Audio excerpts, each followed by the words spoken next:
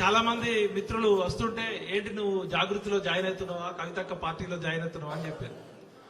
2001లో కేసీఆర్ అనే ఒక బక్కపల్చిన వ్యక్తి మా ఉస్మానియా విశ్వవిద్యాలయంలో పిలిపించినప్పుడు నా వయసు 22 సంవత్సరాలు. ఆ రోజు జై తెలంగాణ నినాదం ఎత్తుకున్నాం. కష్టాల్లో కేసీఆర్ ని ఆదుకున్నాం, నష్టాలు వచ్చినప్పుడు అదే కేసీఆర్ ని నిలదీసి ప్రశ్నించినాం. కవితక్క నాకు ఇప్పుడు కాదు, 20 ఏళ్ల క్రితమే పరిచయం. చాలా మంది టీవీ ఛానల్ చూస్తూ ఇప్పుడు కవితక్క చెప్తున్న విషయాలు అన్ని వింటున్నారు. దయచేసి డిస్టర్బ్ చేయకండి. ఇది నేను రాజకీయం కోసమో మోమాటం కోసమో చెప్పట్లేదు. కవితక్క పుట్టింది కేసీఆర్ కుటుంబంలో కావచ్చు, కానీ ఒక మామూలు మహిళ ఎన్ని కష్టాలు పడ్డదో నాకు అన్ని ప్రత్యక్షంగా తెలుసు. ఎందుకంటే కవితక్క అమెరికా నుంచి వచ్చినాక తెలంగాణ పౌర సమాజం నుంచి ఒక పేపర్ ఛానల్ పెట్టాలని చెప్పి నేను పరిచయం కావడం జరిగింది. ఆ కష్టాలు నష్టాలు అన్ని తర్వాత చెప్తా. గానీ ఈ రోజు నేను ఇక్కడికి రావడానికి ప్రధాన కారణం కేసీఆర్ కూతురుగా తాను రాజకీయాల్లోకి రావచ్చు, తెలంగాణ జాగృతిగా మనం పరిచయం కావచ్చు, బతుకమ్మగా పరిచయం కావచ్చు. కానీ ఈ రోజు తెలంగాణ కష్టాల్లో ఉంటే ఏ రాజకీయ పార్టీ పోరాటం చేయకుండా ఓన్లీ నుమాయిష్ మన నాంపల్లిలో ఎగ్జిబిషన్ జరిగినట్టు ఎగ్జిబిషన్ కి పోయొచ్చినట్టు పోయేస్తున్నారు. నిన్న నేను 12 గంటలకి ఖమ్మం చేరుకొని అక్కడ దీక్షా శిబిరం దగ్గర గానీ అంబేద్కర్ భవన్ దగ్గర ఉంటే నేను ఒక మామూలు మధ్యతరగతి కుటుంబంలో పుట్టి నాకు కూడా సొంత ఇల్లు లేదు. అలాంటి నేనే ఒక 5-6 గంటలు అక్కడ ఉండలేకపోయినా. ఇంతింతలావు దద్దులు, విపరీతమైన మురుగు కంపు, అంటే అక్కడ కనీసం పీల్చడానికి కూడా అక్కడ గాలి కూడా సరైన లేదు. అలాంటి దగ్గర 24 అవర్స్ ఉండడమే కాకుండా అక్కడ బాధితులు మాట్లాడిన విషయాలు చూస్తే మనము స్వాతంత్ర భారతదేశంలో ఉన్నామా, గొర్రెలు బర్రెలు లాగా వాళ్ళని గొడ్ల కొట్టల్లో తొలినట్టు తోలేరు. నాకే బాధ అనిపించింది. అలాంటిది అక్క మీకు హ్యాట్స్ ఆఫ్. రాజకీయాలు సమాజం ఏమవుతుందో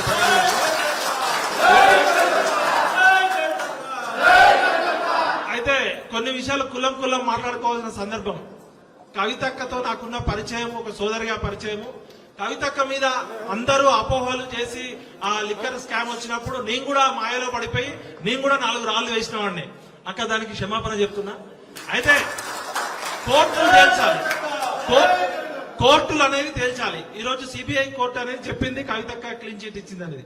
ఆ వివరాలు మళ్ళీ పక్కకి పెడితే ఉన్నది ఉన్నట్టు కుండ బద్దలు కొట్టినట్టు మాట్లాడడం అనేది మా నాన్నగారు నాకు ఇచ్చినది. కేసీఆర్ మంచి చేసినప్పుడు నెత్తిన పెట్టుకొని తెలంగాణ జాతిపితలాగా చేసినాం. కేసీఆర్ నియంతృత్వ ధోరణితో అహంకారంతో ప్రశ్నించినప్పుడు కేసీఆర్ గద్దె దింపడానికి మొట్టమొదటి తిరుగుబాటు చేసిన వ్యక్తిని నేను. ఇవాళ కవితక్క కేసీఆర్ కూతురుగానే పరిచయం అయినప్పటికీ కూడా తెలంగాణ జాగృతిగా, తెలంగాణ బతుకమ్మగా, తెలంగాణ బొడ్డెమ్మగా ఎవరు అవునన్నా కాదన్నా తెలంగాణ బతుకమ్మని ప్రపంచ వ్యాప్తంగా పరిచయం చేసిన వ్యక్తి అవునా కాదు. అయితే కవిత గారు ఏమన్నా తప్పులు చేస్తే కోర్టులు నిర్ణయిస్తాయి. కానీ ఇవాళ ఆమె అన్ని పక్కకు పెట్టి అన్ని రాజకీయ పార్టీలని వినమ్రంగా మేము నమస్కరించి అడుగుతున్నా. ఇవాళ ఖమ్మం జిల్లా ప్రజలు దుఃఖంలో ఉన్నారు. మంది కొంపలు కూల్చే మంత్రులు, 3 మంత్రులు అక్కడ మంది కొంపలు కూల్చే ముఖ్యమంత్రులు ఇవాళ తెలంగాణని రాక్షసులు రామాయణ మహాభారత కాలంలో ఉన్నారని విన్నాం. కానీ ఇలా ఖమ్మం జిల్లా వెలుగుమట్లలో 3 రాక్షసులు ఆ పేద ప్రజల ఉసురు తీసుకుంటున్నారు. అలాంటి సమయంలో ఏ రాజకీయ పార్టీ చేయలేని సాహసం ఒక కవితక్క ఆడబిడ్డగా అక్కడికి వెళ్ళి చేసింది. దూత్ కా దూత్, పానీ కా పానీ. కవితక్క మంచి చేస్తే నెత్తిన పెట్టుకున్నాం, కవితక్క తప్పు చేస్తే బరాబర్ అడుగుతాం. కాబట్టి కవితక్క ఈ రోజు ఇక్కడ ఒక జాగృతి పార్టీలో జాయిన్ కావడానికో, జాగృతి సంస్థలో జాయిన్ కావడానికో, కవితక్క డప్పు కొట్టడానికో నేను ఇక్కడ రాలే. కవితక్క మంచి పని చేస్తుందని నా హృదయపూర్వకంగా నమ్మి ఇక్కడికి రావడం నా బాధ్యత కాబట్టి వచ్చాను. చాలా మంది మా జర్నలిస్టు మిత్రులు, లేకపోతే కేసీఆర్ కుటుంబాన్ని వ్యతిరేకించే మిత్రులు, లేకపోతే కవితక్క అంటే పడనోళ్ళు చాలా మంది బిడ్డలు కూడా అమ్ముడు పోయిండు ఇంకా ట్రోలింగ్ స్టార్ట్ చేస్తారు. మీరు ఎవరేమంటే అనుకుంటారా భయ్, నా మనస్సాక్షికి నేను సాక్ష్యం. ఒకటే చెప్తున్నా, మోహరించిన సైన్యాలనైనా ఆపవచ్చు కానీ ముహూర్తం ఆసనమైన ఆలోచనలు ఎవరూ ఆపలేరు. ఈ రోజు తెలంగాణ ప్రమాదంలో ఉంది, తెలంగాణ ఆపదలో ఉంది. మనందరం చేయలేని ఒక సాహసమైన ప్రక్రియ 24 గంటల పాటు ఖమ్మంలో ఉండి చుక్క నీరు కూడా ముక్కకుండా నిరవధిక దీక్ష చేసిన కవితకు జేజేలు చెప్తూ మా అన్న విశారదన్ మహారాజ్ ఎక్కడున్నాడో ప్రభుత్వం ఇమీడియట్ గా చెప్పాలి. తెల్లవారుజామున 3 గంటల నుంచి పోలీసులు, ఒక 100 మంది పోలీసులు నిద్రలో ఉంటే ఒక గాజా మీదనో ఒక ఇజ్రాయిల్ పాలస్తీనా మీద పడినట్టు 5 గంటలకి మగ పోలీసులు లేకుండా అమానుషంగా ఒక ఆడబిడ్డని ఈడ్చుకుపోయారు. ఇప్పుడు విశారదన్ మహారాజు గారి ఆరోగ్యం పరిస్థితి బాగాలేదు. విశారదన్ మహారాజు గారిని ఎత్తుకపోయి దాదాపు 5-6 గంటలు అవుతుంది. ఇంతవరకు పోలీస్ డిపార్ట్మెంట్ నుంచి ఎటువంటి ఇన్ఫర్మేషన్ లేదు. ఆయన ఆరోగ్యం బాగాలేదు. ఆయన ఇప్పటికే 10,000 కిలోమీటర్లు 50,000 కిలోమీటర్లు యాత్ర చేసిండు. నిన్నటి నుంచి పచ్చి నీళ్లు కూడా ముట్టుకోలేదు. కాబట్టి విశారదన్ మహారాజు గారు ఆచూకీ చెప్పాలని ఇమీడియట్ గా నేను తెలంగాణ పౌర సమాజం నుంచి డిమాండ్ చేస్తూ, ఇక వెలుగుమట్ల విషయానికి వచ్చినప్పుడు ఒక జర్నలిస్ట్ గా, ఒక అనలిస్ట్ గా వాస్తవాలు చెప్పడం నా ప్రధాన ఉద్దేశం. ఇవాళ భారత రాజ్యాంగం మీద ప్రమాణం చేసి మనం అందరం కూడా ప్రభుత్వాలను నడుపుతున్నాం. భారతదేశ ప్రజలమైన మాకు మేముగా సమర్పించుకున్న ఈ భారత రాజ్యాంగ ప్రవేశిక పీఠిక భారతదేశానికి ఆత్మ వంటిది.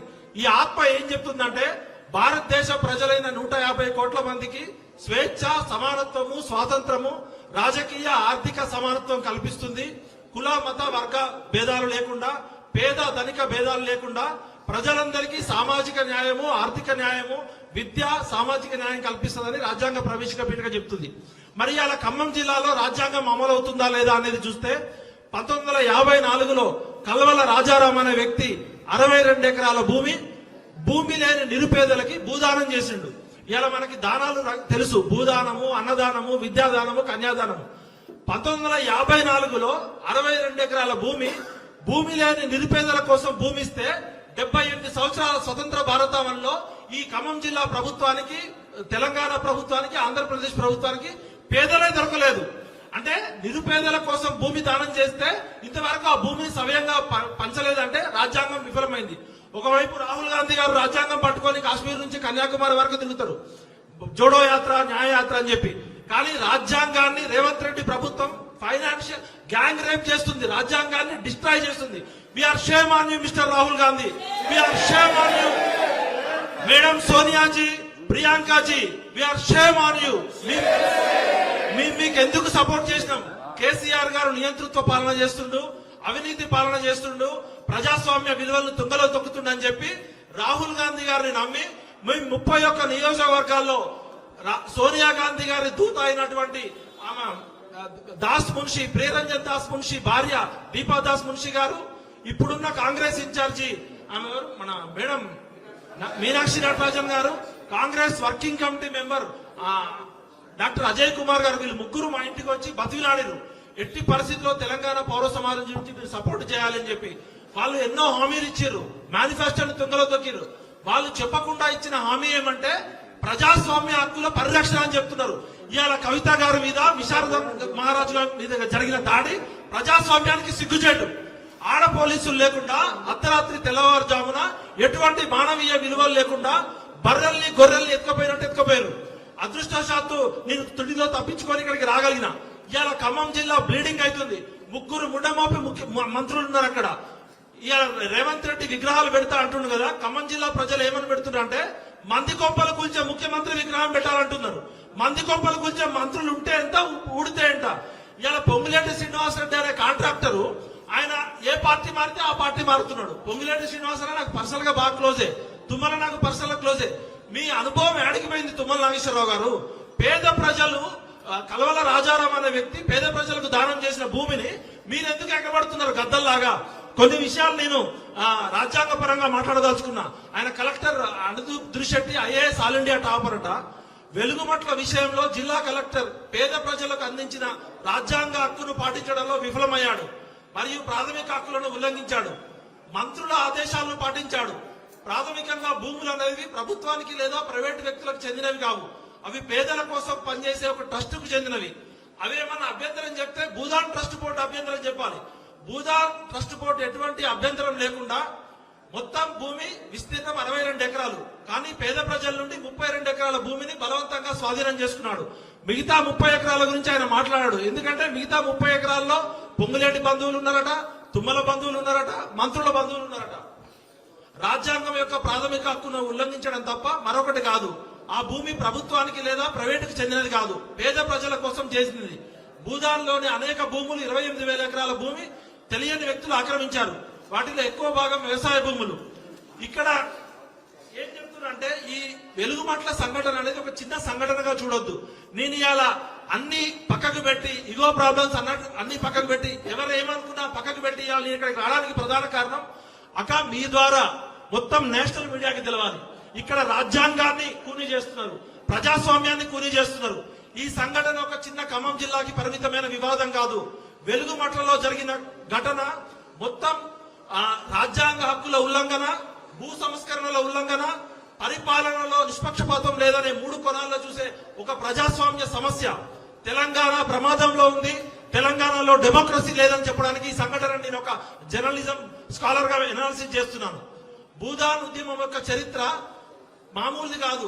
ఆచార్య వినోబా భావే గారు 1950లో ప్రారంభించిన ఉద్యమ లక్ష్యం ఏంటంటే భూమి లేని నిరుపేదలకు భూమిని పంచడం, గ్రామీణ నిరుపేదలకి సమానత్వం కల్పించడం. భూమి దానం చేయడం అంటే స్వచ్ఛందంగా సామాజిక న్యాయం చేయడం. అంటే ఈ భూములు ఒక సాధారణ ప్రభుత్వ ఆస్తి కాదు, ఇది సామాజిక న్యాయ ఉద్యమ ఫలితం. ఆ రోజు మహాత్మా గాంధీ గారు చేసిన పోరాట ఫలితం. ఆచార్య వినోబా భావే గారి స్ఫూర్తితో ఎంతో మంది పెద్ద పెద్ద దేశ్ముఖులు, దేశపాండేలు, దొరలు సామాజిక విప్లవం రాకుండా, సోషల్ సివిల్ వార్ రాకుండా తమకున్న భూములు పంచితే ఈ ప్రభుత్వాలు ఇప్పటి వరకు కనీసం ఆ పంచిన భూములను పేదలకు దానం చేయలేకపోయినాయి. తెలంగాణలో భూదాన సమస్యలు వేల ఎకరాలుగా ఉన్నాయి. ఈ భూములపై రియల్ ఎస్టేట్ వ్యక్తుల ఆసక్తులు, ఇన్ఫ్లుయెన్స్ పీపుల్, మంత్రులు, ఎమ్మెల్యేల ప్రభావము, భూమాఫియా ప్రభావం ఉంది. వెలుగుమట్లలో జరిగిన ఘటన మొత్తం 62 ఎకరాలలో ఉన్న 32 ఎకరాల్లో పేద ప్రజల మీద బుల్డోజర్లు పంపించి, అర్ధరాత్రి పోలీసులు పంపించి దాడి చేశారు. మరి తుమ్మల నాగేశ్వరరావు బంధువుల భూమి మీద గాని, పొంగులేటి బంధువుల భూమి మీద గాని, మిగతా మంత్రుల భూములు, ఎమ్మెల్యే భూములు 30 ఎకరాలు ఉన్నాయని చెప్తున్నారు. ఇగో మొత్తం నేను రీసెర్చ్ చేసి పట్టుకొస్తున్నా. నేను మాట్లాడేది ఏమైనా తప్పంటే నన్ను ఉరిదీయండి. ఇది మొత్తం 62 ఎకరాలలో 30 ఎకరాలు. అక్కగారు మీకు రీసెర్చ్ చేసి చూస్తున్నా, ఒకసారి కెమెరా జూమ్ చేయండి. ఆ మిగతా 31 ఎకరాలలో ఇది ఇప్పటికీ కూడా భూభారతిలో భూదాన్ భూమికి సంబంధించిందని ఉంది. ఉదాహరణకు సర్వే నెంబర్ ఇది 149, ఖమ్మం అర్బన్ మండలం, వెలుగుమట్ల గ్రామం, దగ్గుల నాగమణి అనే వ్యక్తి పేరు మీద ఉంది. 5 ఎకరాలు ఉంది. ఈ దగ్గుల నాగమణి అనే పేరు మీద భూదాన్ భూమి 5 ఎకరాలు ఉంటే కలెక్టర్ గారు ఏం మాట్లాడరు. అదేవిధంగా ఇట్లా మొత్తం చెప్పుకుంటా పోతే 31 ఎకరాలు. ఇంకొకరు ఎవరు, ఊటుకూరి జలజారాణి, ఈమె పేరు మీద ఎకరం బాగుంది. మరి వీళ్ళు సక్రమము, పేదల అక్రమమా? అదే విధంగా చెలమల శెట్టి నళిని, ఈమె పేరు మీద ఎకరంన్నర ఉంది. అదే విధంగా బోనాల అంబాప్రసాద్ ఎకరం ఉంది. వీళ్ళంతా ఎవరు? తుమ్మల నాగేశ్వరరావు బంధువులా, పొంగులేటి బంధువులా, రాజ్యాంగానికి అతీతమైన శక్తులా? బోనాల రామకృష్ణ 2 ఎకరాలు. ఇలా చెప్పుకుంటూ పోతే మొత్తం అన్ని రికార్డ్స్ తోటి ఇక్కడ రేవంత్ రెడ్డి ఫోటో ఉంది, ఇక్కడ పొంగులేటి ఫోటో ఉంది. మీ ప్రభుత్వం ఇచ్చిన డేటానే 62 ఎకరాలు భూదాన్లో ఉంది. ఈ 147, 148, 149 సర్వేలలో 30 ఎకరాలేమో పేదలు అన్యాయంగా ఆక్రమించుకున్నారని బుల్డోజర్లు పంపించినావు. మరి 30 ఎకరాల సంగతి ఏంటంటే ఇక్కడ అసలు కథ ఏంటంటే, నేను కూడా ఖమ్మం జిల్లా, అక్కడ ఉన్న వాస్తవ పరిస్థితి ఏంటంటే 10 సంవత్సరాల క్రితం ఆ భూమి ఖమ్మం టౌన్ కి దూరంగా ఉంది.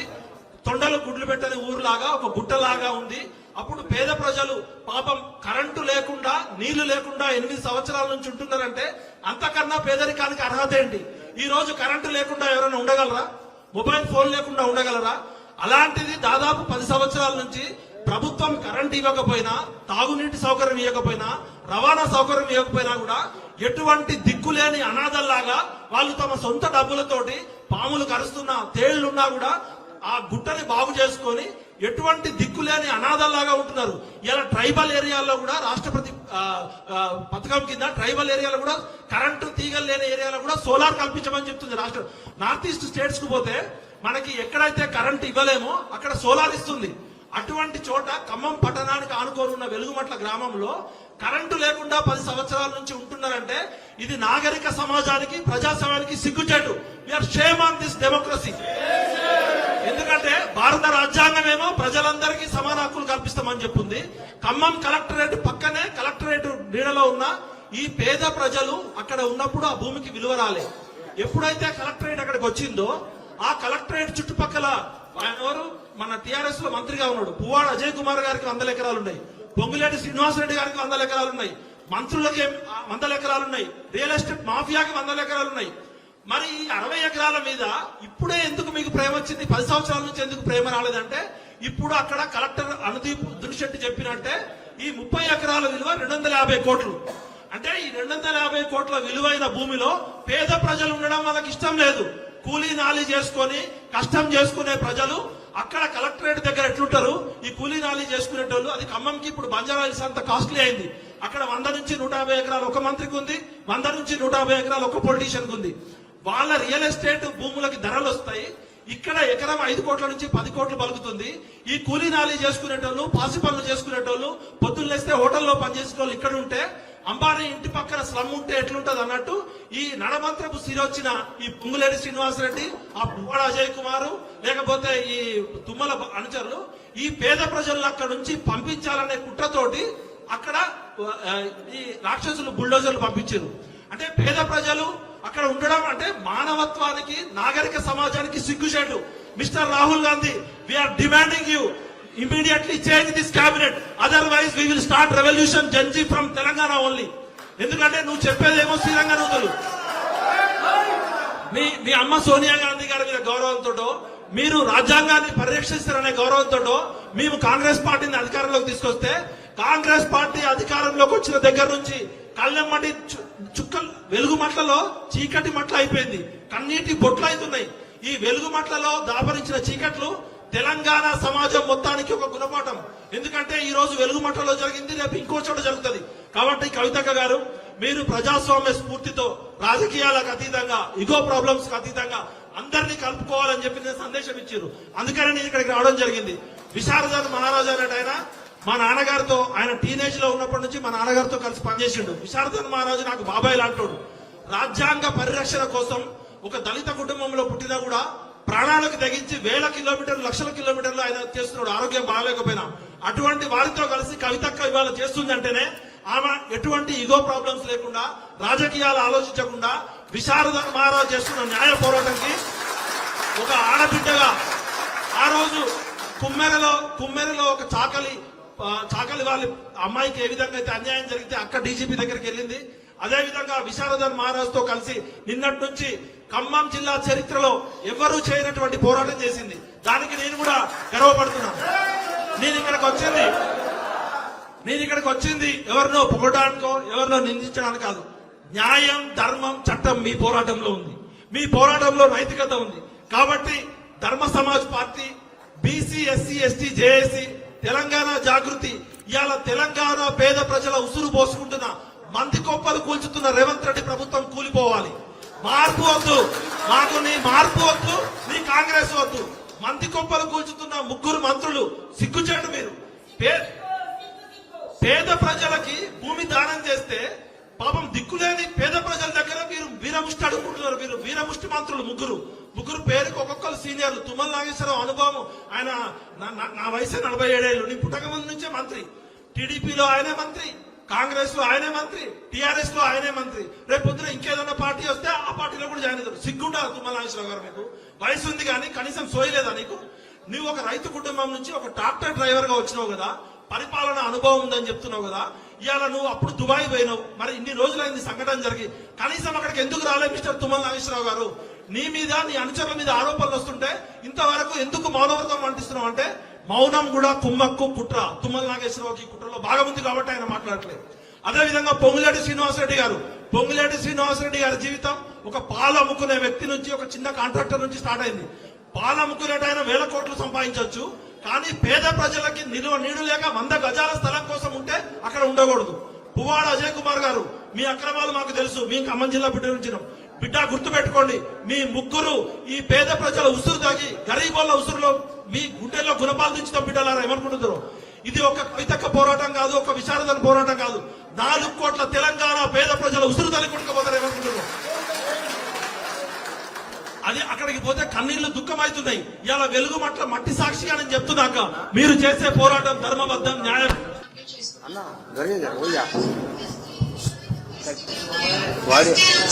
ఇన్ని సంవత్సరాల వరకు కూడా అవే పరిస్థితులు ఉన్నాయి. కరెంట్ లేకుండా, నీళ్ళు లేకుండా, ఇక్కడ బోర్డు ఎందుకు అవుతున్నా అన్ని సంవత్సరాలు ఉన్నాం. కనీసం అది కదిలిపోతే ఆడిపోతుంది. అరే ముఖ్యమంత్రులు ఉన్నారు, పరామర్శించడానికి రాలేదు. పరామర్శించి ఎక్కడెక్కడ సమస్యలు తీరుస్తున్నారు కానీ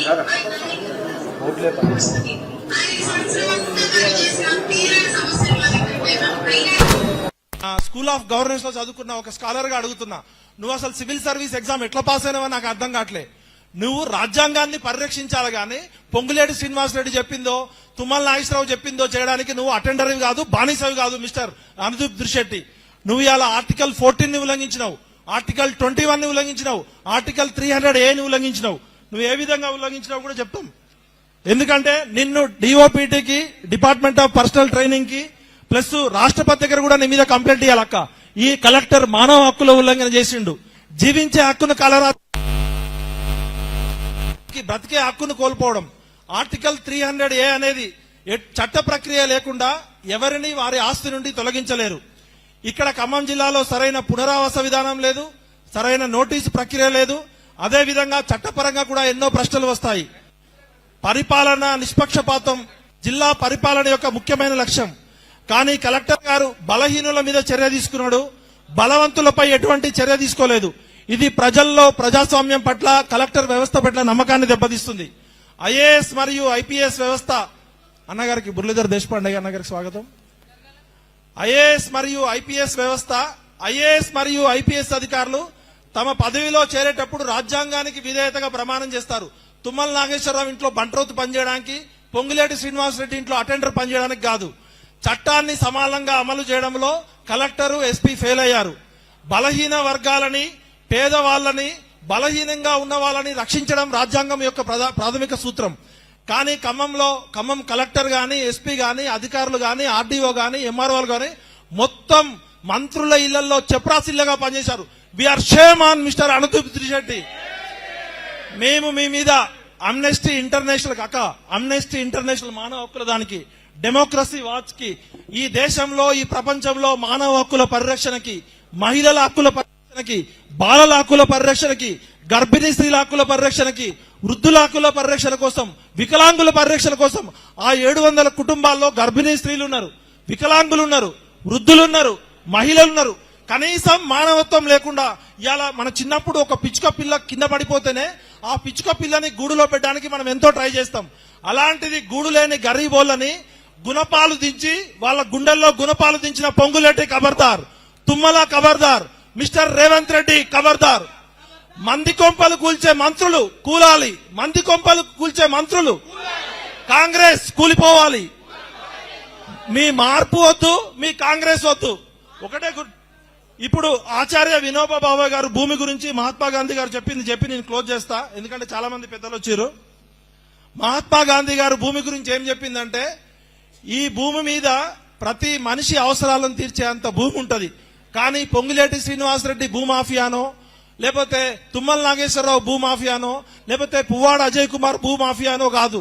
మనిషి లోబి పడితే భూమి సరిపోదు. కానీ మనిషి 100 గజాల స్థలం ఇవ్వడానికి, మనుషులందరికీ నివసించడానికి భూమి మీద భూమి ఉంది అందరికీ. అసత్యం మరియు బలవంతంతో నిజమైన ప్రజాస్వామ్యం లేదా ప్రజల స్వరాజ్యం సాధ్యం కాదు. ఒకవైపు రేవంత్ రెడ్డి ప్రభుత్వం గాంధీ గారి గురించి చెప్తున్నారు కదా, మరి గాంధీ గారు చెప్పిన దాన్ని పాటిస్తారా? వినోబా భావే గారు చెప్పారు, భూమి దానం అనేది దానం కాదు, అది సామాజిక న్యాయం. భూమి అనేది కొందరు వ్యక్తిగత ఆస్తి కాదు, అది సమాజం కాపాడవలసిన నమ్మకం. పేదవాడి చేతిలో భూమి లేకపోతే స్వేచ్ఛ, స్వాతంత్రం అనేది అసంపూర్ణంగా ఉంటాయని ఆచార్య వినోబా భావే గారు, మహాత్మా గాంధీ గారు చెప్పిన సూత్రాలని ఈ కాంగ్రెస్ పార్టీ తుంగలో తొక్కింది. We are shame on Congress party. Mister Rahul Gandhi, you are roaming from Kashmir to Kanyakumari holding Indian constitution, but where is your spirit? We are shame on you. రాజ్యాంగం, భారత రాజ్యాంగాన్ని పట్టుకొని నువ్వు అధికారంలోకి వచ్చి అదే భారత రాజ్యాంగాన్ని మీ రేవంత్ రెడ్డి ప్రభుత్వం తుంగలో తొక్కుతుంటే నువ్వు ఫుట్బాల్ మ్యాచ్ ఆడడానికి వస్తావు, కానీ మా పేదోళ్ల గురించి పట్టించుకోవు. నిన్న కాక మొన్న వికారాబాద్ లో కాంగ్రెస్ నాయకులు డాన్సులు వేసుకుంటూ వస్తున్నారు, కానీ ఇక్కడ 700 మంది పేదోళ్లు బర్రెలు గొర్రెల్లాగా జంతువుల కన్నా హీనంగా కొట్లాటలు తొలిస్తే కనీసం ఇంతవరకు కాంగ్రెస్ పార్టీ హైకమాండ్ స్పందించలే. అంటే దీన్ని బట్టి కాంగ్రెస్ పార్టీ ఎలాంటి పాలన చేస్తుంది? ఇది ప్రజాపాలన, దగా పాలన. కవితక్క గారు, తెలంగాణ పౌర సమాజం ఇవాళ కళ్ళు తెరిచింది. మీరు చేస్తున్న పోరాటంకి మేమందరం సంఘీభావం చెప్తాం. అదేవిధంగా నేను నా తోటి ఉద్యమకారులకు కూడా రిక్వెస్ట్ చేస్తున్నా, ఇవాళ మన జెండాలు వేరు కావచ్చు, మన సిద్ధాంతాలు వేరు కావచ్చు, మన రాజకీయాలు వేరు కావచ్చు. నేను ఇవాళ జాగృతిలో జాయిన్ కావడానికో కవితక్క డబ్బా కొట్టడానికో రాలేదు. ఇవాళ న్యాయం కోసం, ధర్మం కోసం, నీతి కోసం, నిజాయితీ కోసం, పేద ప్రజల కన్నీళ్ల కోసం తన వంతుగా తన శక్తికి మించి కొట్లాడుతుంటే అది చూసి మానవత్వం ఉన్న ఒక తెలంగాణ ఉద్యమకారుడుగా నేను ఇక్కడికి వచ్చిన.